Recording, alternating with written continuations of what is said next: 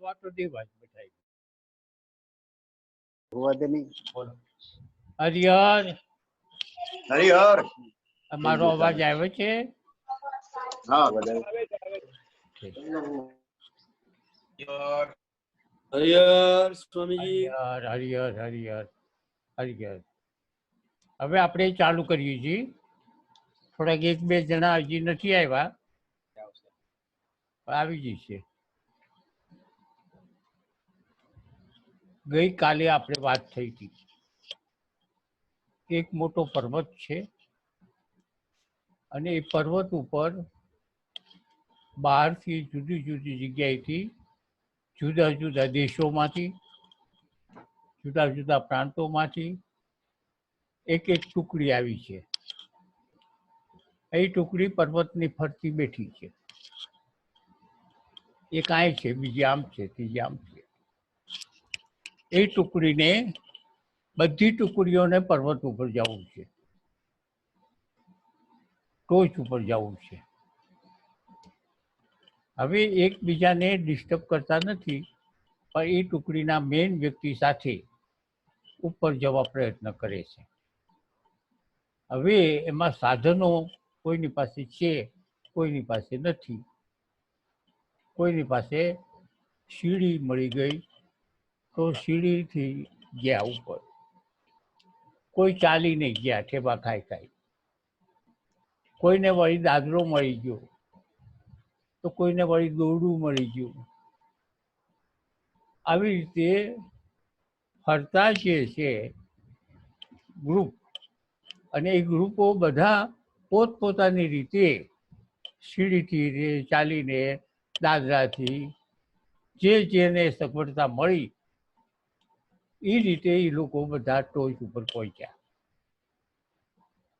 હવે એમાંથી કેટલાય નીચે વ્યાઈ ગયા, કારણ કે કેટલા થાક્યા અને કેટલાને તકલીફ પડી ને એવું થયું, એટલે ઘણા નીચે વ્યાઈ ગયા. એમાંથી મુખ્ય માણસ જે હતા લીડર ટુકડીના, એ બધા ત્યાં ઉપર પહોંચી શક્યા. હવે ત્યાં ઉપર બધા ભેગા થઈ ગયા, ટોચ ઉપર બધા ભેગા થઈ ગયા.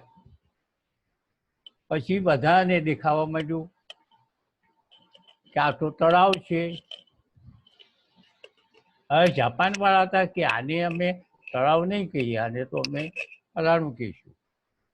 અહીં કૂવો છે, અહીં ખેતર છે, અહીં રેલવેની ટ્રેક છે, રેલવે જાય છે. આ બધું જોયું. કોણે જોયું? બધાએ. જેટલા ગ્રુપ હતા, 5-6 ગ્રુપ હતા કે 10 ગ્રુપ હતા, બધાએ જોયું. બધાએ એક સરખું જોયું. પણ એણે જે ભાષા જોઈ,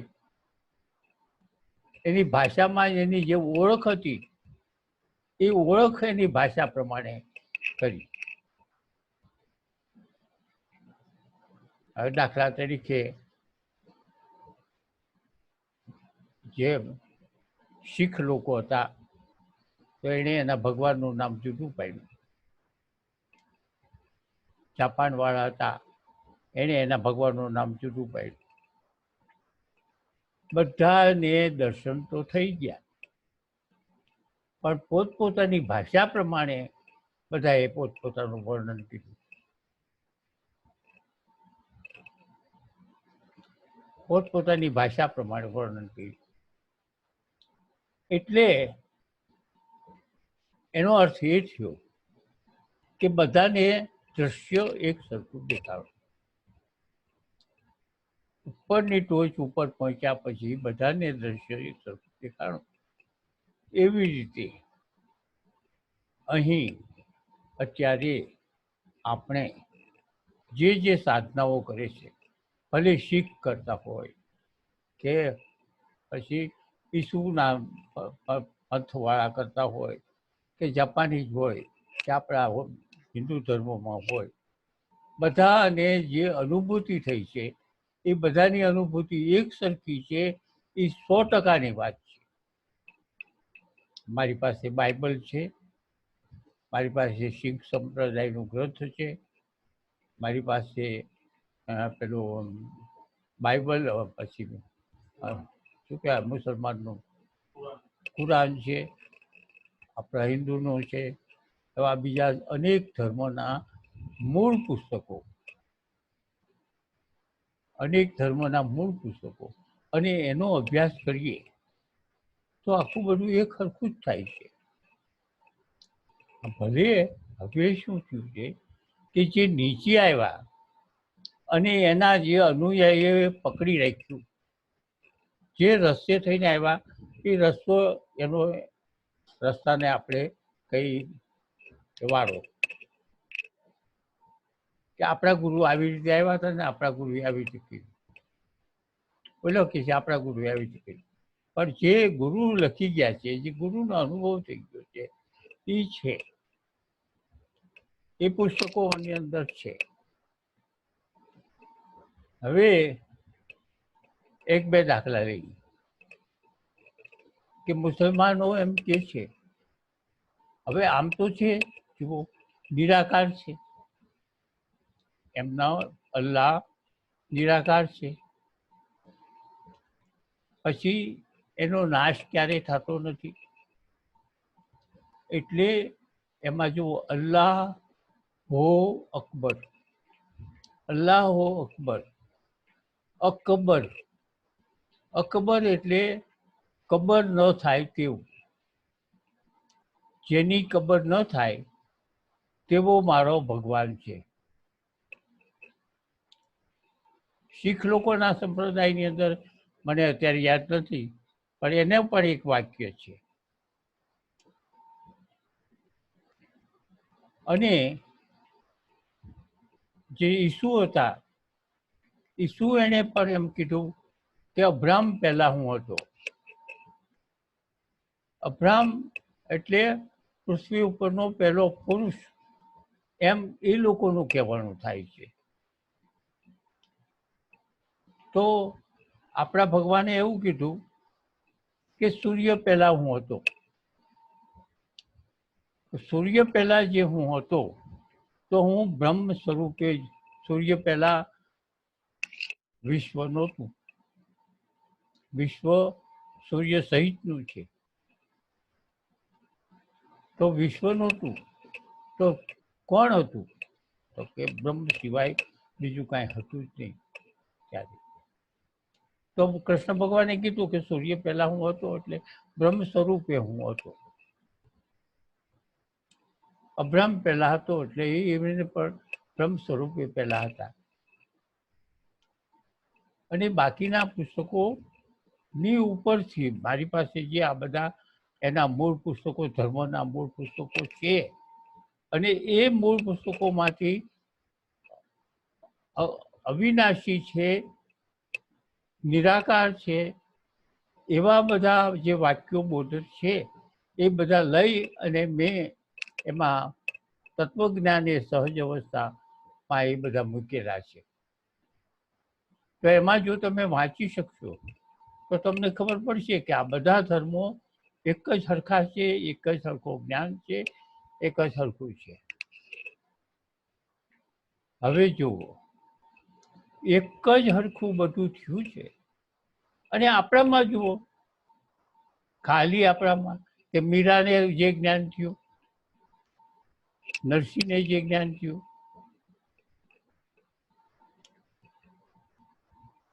આપણે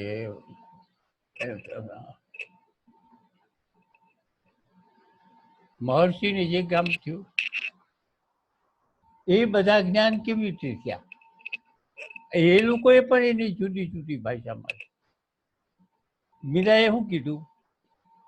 મને મારો નવાલિયો ભાવે રે, બીજો મને નજરે ન આવે. મીરાએ એવું કીધું, મને મારો નાવલિયો ભાવે રે, બીજો મને નજરે ન આવે. બીજો નજરે પરમાત્મા સિવાય જગતમાં જે કંઈક પ્રાણી પદાર્થ જે કંઈક છે એમાં પરમાત્મા જ છે, બીજું કંઈ છે જ નહીં. બીજો મને ભાવે ના પામે. ગોવિંદો પ્રાણ મારો રે, મને જગ લાગ્યો છે ખારો. તો મીરા એમ કે છે કે મને જગત મિથ્યા લાગ્યું, બ્રહ્મ સત્ય જગત મિથ્યા. તો મીરાએ એ ભાષામાં કીધું કે બ્રહ્મ સત્ય જગત મિથ્યા. એટલે એને કીધું કે ગોવિંદો પ્રાણ મારો રે, એક જ ગોવિંદો પ્રાણ મારો એટલે એક જ બ્રહ્મ, એક જ બ્રહ્મ પ્રાણ મારો, મને જગ લાગ્યો છે ખારો, જગત મિથ્યા. તો શંકરાચાર્ય કીધું છે કે બ્રહ્મ સત્ય જગત મિથ્યા. તો નરસિંહ મહેતાએ કીધું અખિલ બ્રહ્માંડમાં એક તું શ્રીહરિ,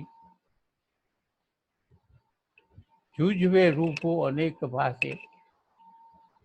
હવે અત્યારે જે બધા અનેક રૂપો છે એક જ તત્વમાંથી ઉત્પન્ન થયેલા છે, એક જ તત્વથી તેનું અસ્તિત્વ છે, એક જ તત્વ છે, એમ એનું કહેવાનું. અખિલ બ્રહ્માંડમાં, આખા બ્રહ્માંડમાં એક જ તત્વ, પ્રકૃતિ તત્વ અને પરમ તત્વ, આ બે તત્વો છે.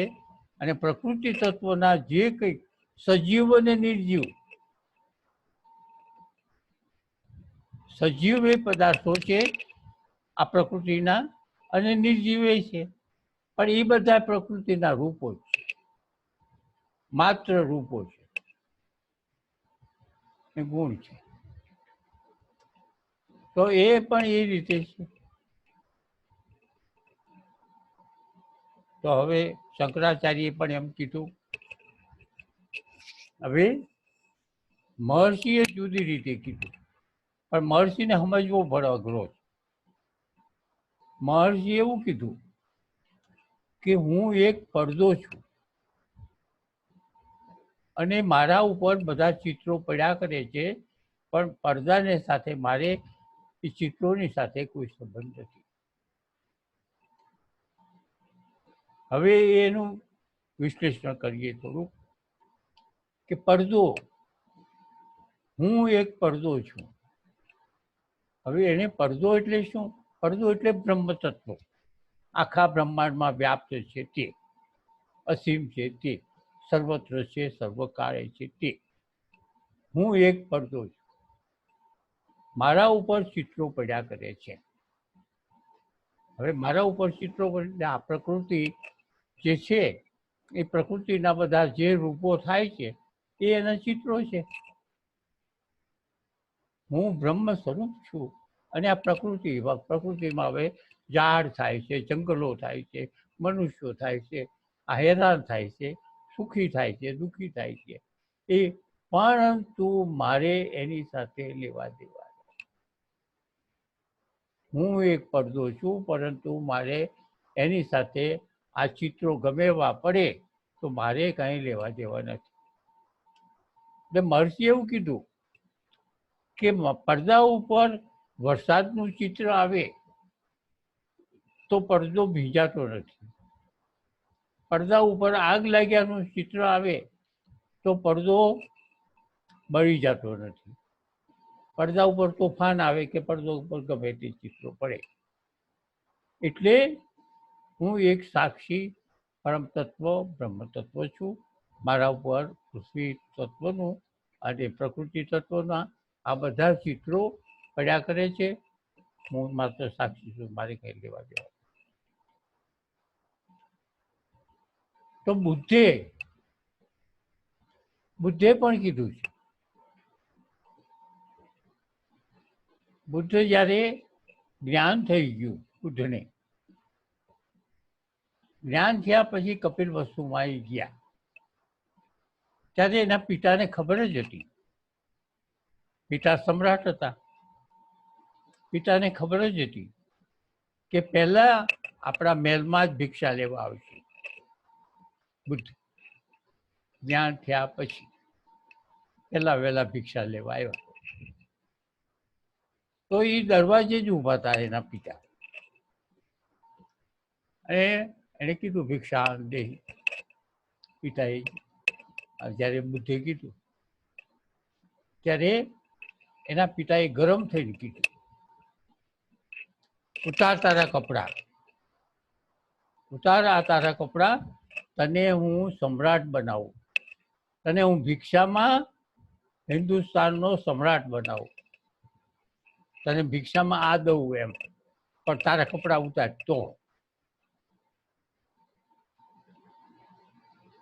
તારા કપડા હું તને ભિક્ષામાં સમ્રાટ બનાવું. હવે જુઓ, એની પિતાના દ્રષ્ટિમાં સમ્રાટ એટલે ઊંચામાં ઊંચું પદ, એનાથી બીજું ઊંચું કઈ છે જ નહીં. પિતાના દ્રષ્ટિમાં એટલે હું તને આ સમ્રાટ બનાવી દઉં, તું આ ભીખ માગવા નીકળ્યો છો, તું આ ભીખ માગવા નીકળ્યો છો, તો ભીખમાં હું તને સમ્રાટનું પદ આપી દઉં આખું. આ ભાઈ હૈયા હાલ કરે છે બહુ. હવે બુદ્ધે જવાબ દીધો કે પિતાજી, હું તો એક મોટો પુલ ઉપર છું, પુલ. બુદ્ધને સમજવા એ અઘરા છે. હું તો એક મોટો પુલ છું, આ પુલ ઉપર કેટલાય સમ્રાટ વ્યાઈ ગયા, આ પુલ ઉપર કેટલાય સમ્રાટો પસાર થઈ ગયા, બુદ્ધે એમ કીધું. તો હવે એને સમજીએ આપણે બુદ્ધને, પુલ હોય અને પુલ ઉપર થઈને કેટલાય સમ્રાટ ગયા એમ બુદ્ધે કીધું. એટલે હું બ્રહ્મ છું, હું આખો પૃથ્વીનો રાજા છું. આ તે પ્રકૃતિ મારી દાસી છે અને હું બ્રહ્મ સ્વરૂપ છું. અને આ પ્રકૃતિમાં પૃથ્વી ઉપર કેટલાય સમ્રાટ થઈ ગયા, હું સમ્રાટનો સમ્રાટ છું. વાત સમજાણ? થોડીક અઘરી છે. હું એક પુલ છું અને મારા માથે થઈને કેટલાય સમ્રાટો ચાલ્યા ગયા. સમ્રાટ તો આખા તો અત્યારે જ્ઞાન થઈ ગયું છે બુદ્ધને, ત્યારે એ તો આખા પૃથ્વીનો રાજા છે, આખા બ્રહ્માંડનો બ્રહ્મ સ્વરૂપ છે. એટલે એને કોઈ ત્યાં કાંઈ ચીજ બાકી નથી. તો એ પૃથ્વી, જે પૃથ્વીનો એક સમ્રાટ છે, એ પૃથ્વી ઉપર નાના નાના સમ્રાટો કેટલાય પસાર થઈ ગયા. તો આ બધા જે ભક્તો થઈ ગયા, નરસિંહ મહેતા થઈ ગયા, મીરા થઈ ગઈ, બુદ્ધ થઈ ગયો, પોતપોતાની ભાષામાં પોતાને જે સ્થળે હોય, જે સ્થળ હોય એ સ્થળ, એની ભાષા, એના પોતાનો જે ઉછેર થયો હોય એ બધું એમાં ભેગું થઈ અને આ જ્ઞાન થયું છે. પણ બધાને જ્ઞાન એક જ. જ્ઞાનનું અંદરનું જ્યારે તમે એનું બધું અંદરથી જુઓ ખૂબ, તો તમને ખ્યાલ આવે કે આ બધાનું એક જ છે. તો એક જ છે. તો હવે ગંગા સતી શું કહે છે? ગંગા સતીને તો ખબર જ છે કે આખા બ્રહ્માંડમાં એક જ છે.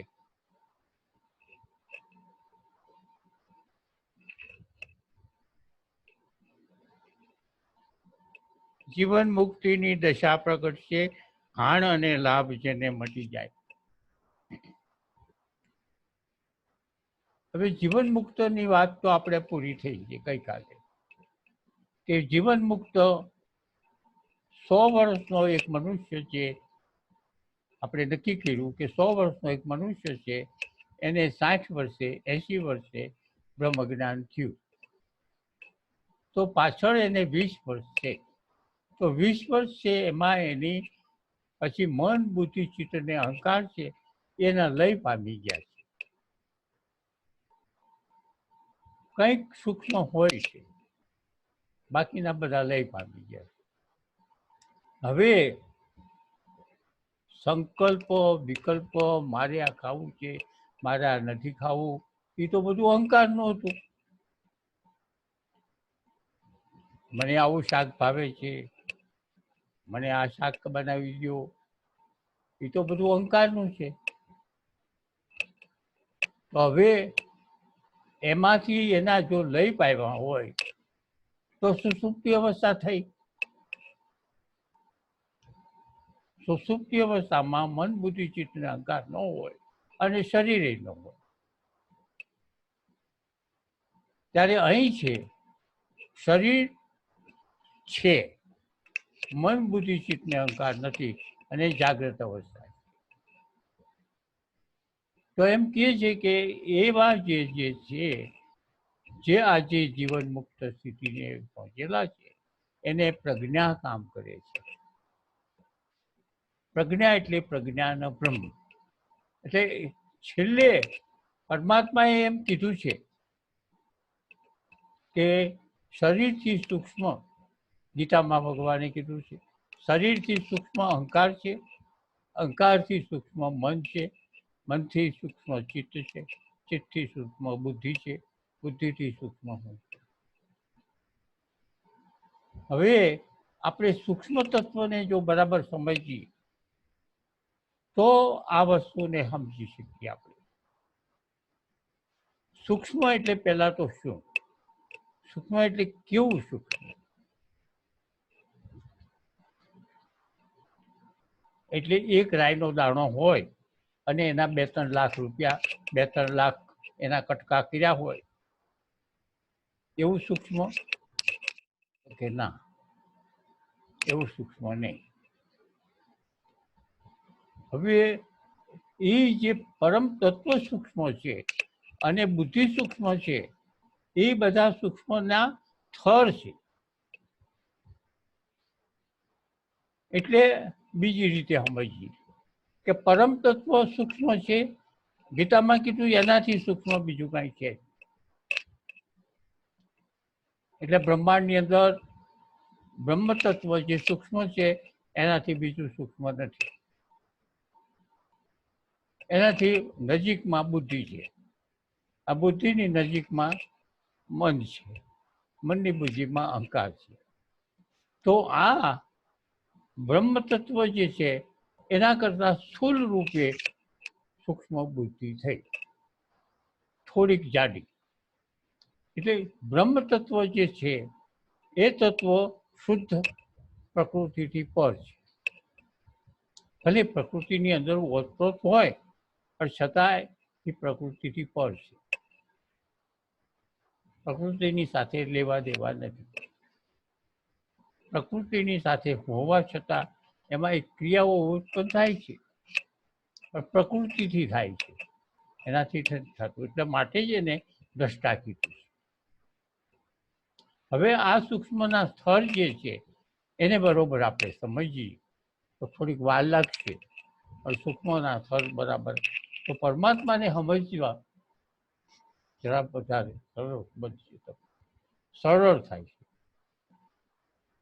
આ ભાઈ બહુ હાઈલાઇટ કર્યું. અશોકભાઈ. કોણ છે? અશોકભાઈ. અશોકભાઈ? હા, એમ કહો ને અશોકભાઈ.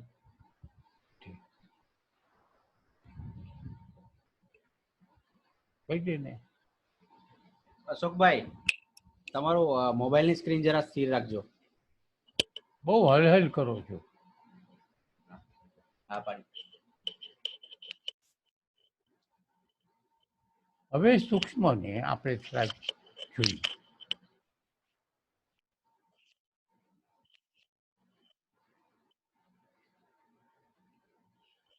પ્રકાશને આપણે સૂક્ષ્મ તત્વો તરફ લઈ જઈએ પણ પરમ તત્વ પ્રકાશ જેવો નથી.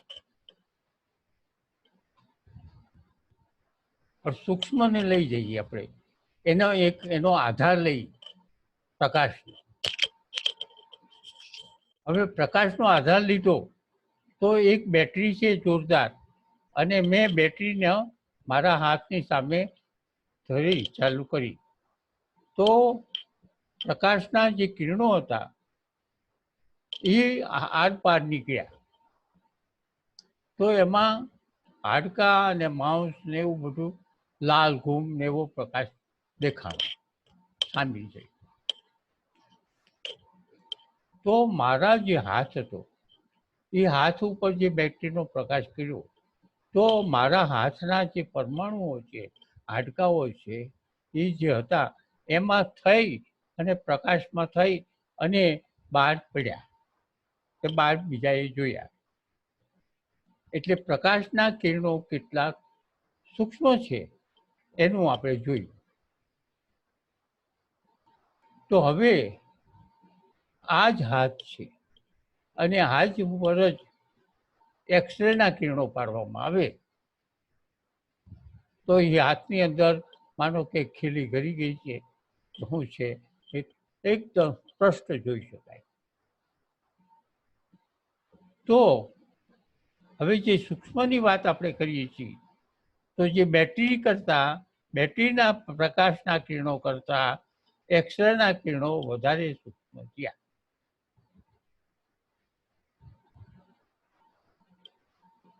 તો હવે માનો કે એવા યંત્ર આવે કે આ દિવાલમાં થઈ અને જાય પ્રકાશ. તો અત્યારે મોબાઈલ છે, તો મોબાઈલની અંદર તમે ચારેકોર દિવાલવાળું હોય, કાચવાળું હોય, અને એ કાચવાળા રૂમની અંદર તમે બેસો અને બહારથી તમને મોબાઈલ કોઈ કરે તો એના કિરણો એવા સૂક્ષ્મ છે કે એમાં થઈને પસાર થઈ અને તમારા મોબાઈલને પકડી લીધો.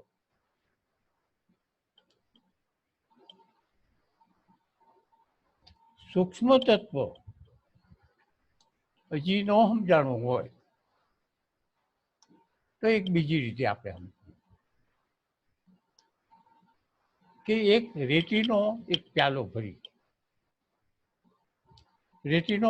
ભરી અને એની અંદર આપણે પાણી રેડીએ તો પાણી ઘણું હમાઈ જશે. તો એ પાણી રેતીનો પ્યાલો આખો ભર્યો હતો છતાંય પાણી અંદર ઘણું હમાઈ ગયું. તો એ ક્યાં ગયું, કેવી રીતે ગયું? તો એ પાણીની અંદર રેતીના જે કણો જે છે, કણોના બે ચાર કણોની વચમાં જે ગેપ છે એ ગેપમાં પાણી હમાઈ ગયું. એવી રીતે દિવાલની અંદર પણ આ સૂક્ષ્મ હતું એટલે હમાઈ ગયું, પણ આપણે બીજું કંઈક નાખીએ જાડું ઘાટું તો ન હમાય. એટલે કોઈ દિવાલના જે કણો હોય તો દિવાલના જે કણો છે ને એકબીજા કણોની વચમાં પણ જગ્યા તો છે જ. આપણા સૂક્ષ્મ આપણા હાથ છે કે આપણું શરીર છે એની અંદર જે કોષો છે એ કોષોની અંદર જગ્યા તો છે જ, પણ એ જગ્યા એવી હોવી જોઈએ, એવી જગ્યા છે કે એમાં સૂક્ષ્મ તત્વ પસાર થઈ શકે. હવે સૂક્ષ્મની વાત સમજાણી કે આવું જે સૂક્ષ્મ છે એટલે પછી નથી એ પ્રકાશ, નથી અંધકાર. એ તત્વોમાં બ્રહ્મ તત્વોમાં કોઈ પ્રકાશ નથી, અંધકાર નથી, પણ ક્યાંય નથી એવું નથી. અંધકાર હોય ન્યાય છે, પ્રકાશ હોય ક્યાંય છે, ગમે ત્યાં છે. કોઈ જગ્યા એવી નથી કે ત્યાં નથી. કારણ કે અસીમ છે. તો હવે એવું જે છે અસીમ, એની અંદર આપણું વિશ્વ એની અંદર ડૂબેલું છે. એવું જે બ્રહ્મ તત્વ આટલું બધું હવે વિચાર કરીએ આપણે કે વિશ્વ એની હારે ડૂબેલું છે, એની અંદર બ્રહ્મ તત્વની અંદર આખું વિશ્વ ડૂબેલું છે. તો કેવી રીતે ડૂબેલું છે અને આપણી સ્થિતિ કેવી છે, આપણી પૃથ્વીની સ્થિતિ કેવી છે, સૂર્યની સ્થિતિ કેવી છે એ જોઈએ, એનો વિચાર કરીએ આપણે. ગ્રહો નક્ષત્રોની સ્થિતિ કેવી છે. તો અસીમ બ્રહ્મ છે જે અતિ સૂક્ષ્મ છે એમાં આખું વિશ્વ છે. પણ અતિ સૂક્ષ્મ હોવાથી દરેકની અંદર પણ છે. સૂર્યની અંદર રહે છે, ગ્રહોની અંદર રહે છે, આપણા શરીરોની અંદર રહે છે, શરીરની બહાર રહે છે. આપણામાં અંદર રહે છે અને બહાર છે. અને આપણે હાલીએ છીએ, ચાલીએ છીએ, તો કેવી રીતે ચાલીએ છીએ, હાલીએ છીએ?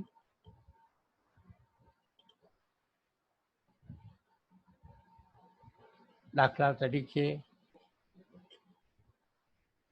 એક કોઈ કાણાવાળું વાસણ એટલે ગરબો લ્યો,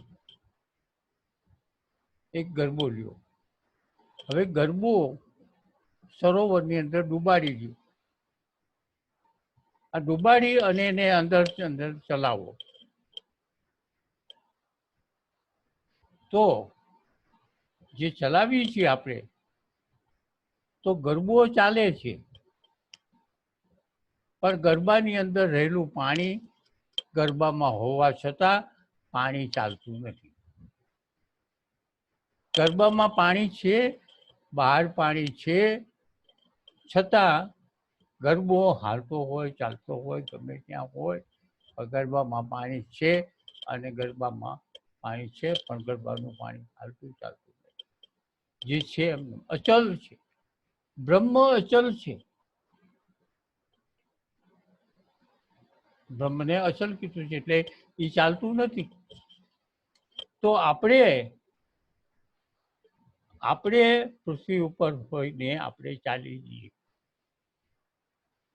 તો આપણે જે પૃથ્વી ઉપર ચાલી રહ્યા છીએ તો બ્રહ્મની અંદર જ ચાલીએ છીએ, પણ બ્રહ્મ અચલ છે. હવે આપણે ચાલીએ છીએ ને બ્રહ્મ અચલ છે, તો આપણા શરીરના જે પરમાણુ અને જે કોષો છે એ એટલા બધા બ્રહ્મ સૂક્ષ્મ છે કે બ્રહ્મ તો અચલ જ રહે છે અને આપણે ચાલીએ. હવે આની સૂક્ષ્મ તત્વની વાત જે છે એ તો હવે લોખંડ હોય કે આ મોટી દિવાલો હોય કે ગમે તે હોય, એનાથી સૂક્ષ્મ ભગવાને ચોખ્ખું ગીતામાં કહી દીધું, આનાથી સૂક્ષ્મ પ્રમાણમાં બીજું કંઈ છે. તો પછી પૃથ્વી આખી પણ એની અંદર એમાંય પણ બ્રહ્મ છે. તો બ્રહ્મ ક્યાંય નથી, ક્યાંય ન હોય એવી એક ચીજ નથી કે બ્રહ્મ નથી. હવે લોકો એમ કહે છે, મરદાની વાત કરી, મરદું છે ને એને જળ કહે છે લોકો. હું એને એમ કહું છું કે જળ નથી, પણ એમાં જીવ વગરનું છે. ચેતન ક્યાં નથી? મરદામાં નથી. ચેતન મરદાની અંદર છે, મરદું ચેતનમાં છે. મરદું ચેતનમાં છે, એટલે મરદું એક પ્રકૃતિ છે. અને એમાં જુઓ, ગમે ત્યાં પ્રકૃતિ એનું કામ કરશે તો મરદું ફૂલે છે, મરદામાં જીવડા પડે છે, મરદું ગંધાય છે, મરદું ફાટે છે. તો એમાં એક કોઈ એવું તત્વ છે કે જેના વડે ક્રિયા ઉત્પન્ન થાય. તો મરદામાં ક્રિયા ઉત્પન્ન થઈ, તો મરદાને જળ કેમ કહેવાય? મરદામાં જીવ નથી એમ કહેવાય. ચેતન તો છે, કારણ કે ક્રિયા થાય છે અંદર અનેક પ્રકારની, અને છેલ્લે નાશ થાય છે. તો નાશ થયા પછી એમાં ક્રિયાઓ તો ચાલુ છે. આ ચેતન, જેને બ્રહ્મ કહીએ છીએ, જેને ચેતન કહીએ છીએ, એ આ ચેતન અતિ સૂક્ષ્મ છે અને આપણે આપણું સાચું સ્વરૂપ છે. હવે એને નથી રાત્રિ, એને નથી દિવસ, નથી એને સ્થળ, નથી એને કંઈ. આપણી જ એટલે પછી એક મિનિટ. એક મિનિટ. તો હવે બાકીનું હવે પાછું હવે 15 મિનિટમાં પાછા બધા ગોઠવાઈ જજો. હલતા ને એટલે આપણે પછી આ ફરીવાર આ ગંગા સતીનો શ્લોક જે છે ભજન એ ચાલુ કરીએ. હાલો હરિહર. હરિહર. હરિહર.